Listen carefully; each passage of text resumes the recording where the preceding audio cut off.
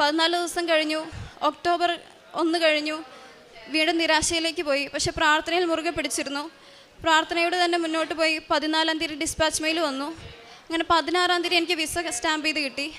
പക്ഷേ വിസ കിട്ടിക്കഴിഞ്ഞ് എല്ലാ തടസ്സങ്ങളും മാറി. എല്ലാവരോടും പോകുക, പിറ്റേ ദിവസം പോകണം എന്ന് പറഞ്ഞു വീട്ടിൽ വന്നു. കൊന്തമാസമായിരുന്നു. ജപമാല കഴിഞ്ഞ് വീട്ടിൽ വന്നു. 8 മണിയായിട്ടും ഇവരിതുവരെ ടിക്കറ്റ് ബുക്ക് ചെയ്യുന്ന കാര്യം പറയുന്നില്ല.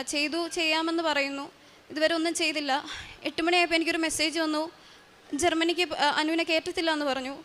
അപ്പോൾ പെട്ടെന്ന് ഷോക്കായിപ്പോയി. എന്തോ പറയുന്നതെന്നുള്ള രീതിയിലായി.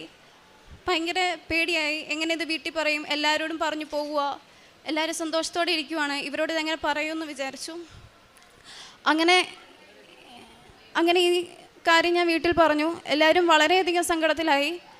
അങ്ങനെ പോകാൻ പറ്റില്ല എന്നുള്ളത് എല്ലാവരും വിളിക്കാൻ തുടങ്ങി. എപ്പോഴാണ് പോകുന്നത്? എല്ലാം പാക്ക് ചെയ്ത് റെഡിയാക്കി വെച്ചേക്കുവാണ്, പോയാൽ മതി. ആ ഒരവസ്ഥയിൽ പെട്ടെന്ന് പോകാൻ പറ്റില്ല എന്ന് പറഞ്ഞപ്പോൾ ആകെ തളർന്നു പോയി. അങ്ങനെ പ്രാർത്ഥിച്ചു. പിറ്റേ ദിവസം ഞാൻ മാതാവിനെ കാണാൻ ഇവിടെ വന്നു. മാതാവിനോട് ഞാൻ ചോദിച്ചു, എനിക്ക് എന്ത് പറ്റി, എവിടെ വെച്ചാണ് എനിക്ക് തെറ്റിപ്പോയെന്ന് ഞാൻ മാതാവിനോട് ചോദിച്ചു, പ്രാർത്ഥിച്ചു. എവിടെയോ ഒരു തടസ്സമുണ്ടായിരുന്നു. ഇത്രയും അനുഗ്രഹം മാതാവ് തന്നപ്പോഴും എവിടെയാണ് എനിക്ക് തെറ്റിപ്പോയെന്ന് എനിക്ക് മനസ്സിലായില്ല. അച്ഛനെ കണ്ട് പ്രാർത്ഥിച്ചു. അച്ഛൻ പറഞ്ഞു, നന്നായിട്ട് പ്രാർത്ഥിക്കുക, തടസ്സങ്ങളെല്ലാം മാറുമെന്ന് പറഞ്ഞു. അങ്ങനെ ഇവിടുന്ന് അച്ഛനെ കണ്ടിറങ്ങി ഫ്രണ്ടിലെ മാതാവിൻ്റെ ഗ്രോട്ടയിൽ ചെന്ന് ഞാൻ കൈവിരിച്ചിരുന്ന് പ്രാർത്ഥിച്ചു. കുറേ കരഞ്ഞു.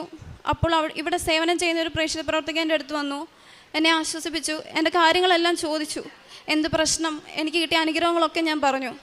അപ്പോഴാണ് ആ ചേച്ചി എന്നോടൊരു കാര്യം പറഞ്ഞത്, ഇത്രയും അനുഗ്രഹം നിനക്ക് തന്നിട്ടും നീ എന്തുകൊണ്ട് സാക്ഷ്യം പറഞ്ഞില്ല, ഇവിടെ വന്ന് സാക്ഷ്യം പറയാൻ അമ്മയുടെ അടുത്ത് വന്നില്ല എന്ന് പറഞ്ഞു. അപ്പോഴാണ് എനിക്ക് മനസ്സിലായത് എൻ്റെ കയ്യിൽ നിന്ന് വന്ന തെറ്റെന്തായിരുന്നു എന്ന് ഞാൻ പിന്നെയാണ് മനസ്സിലാക്കിയത്. ഇത്രയും അനുഗ്രഹം മാതാവ് തന്നിട്ട് ഞാൻ സാക്ഷ്യം പറയാനായിട്ട് അമ്മ മാതാവിൻ്റെ അടുത്ത് വന്നില്ല, പ്രാർത്ഥിച്ചു പോവുകയായിരുന്നു ചെയ്തിരുന്നത്. അതുകൊണ്ട് തന്നെ ഞാൻ ആ സമയത്ത് തന്നെ ഇവിടെ വന്ന് മാതാവിനോട് പറഞ്ഞു, ഞാൻ ഇനി പോകുവാണെങ്കിൽ അമ്മയുടെ അടുത്ത് വന്ന് സാക്ഷ്യം പറഞ്ഞിട്ടേ പോകത്തുള്ളൂ എന്ന് പറഞ്ഞു. അങ്ങനെ ഞാൻ നേർന്നു. ഒക്ടോബറിലെ ജപമാല റാലിയിൽ, അഖണ്ഡ ജപമാല റാലിയിൽ എനിക്ക് പങ്കെടുക്കാൻ ഉള്ള അവസരം കിട്ടി. ഞാൻ നന്നായി പ്രാർത്ഥിച്ചു. പള്ളി എത്തുന്നിടം വരെ ഞാൻ ജപമാല മുറുകെ ചൊല്ലിക്കൊണ്ട് തന്നെ ഒച്ചത്തിൽ ചൊല്ലിക്കൊണ്ട് തന്നെ ഞാൻ ചൊല്ലി.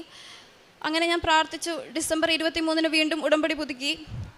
എല്ലാ കാര്യങ്ങളും ഒരു തടസ്സവും കൂടാതെ മാതാവ് എനിക്ക് അടുത്ത വർഷത്തേക്കുള്ള എല്ലാ പേപ്പറുകളും പെട്ടെന്ന് തന്നെ എല്ലാ കാര്യങ്ങളും സ്മൂത്തായിട്ട് ചെയ്തു തന്നു.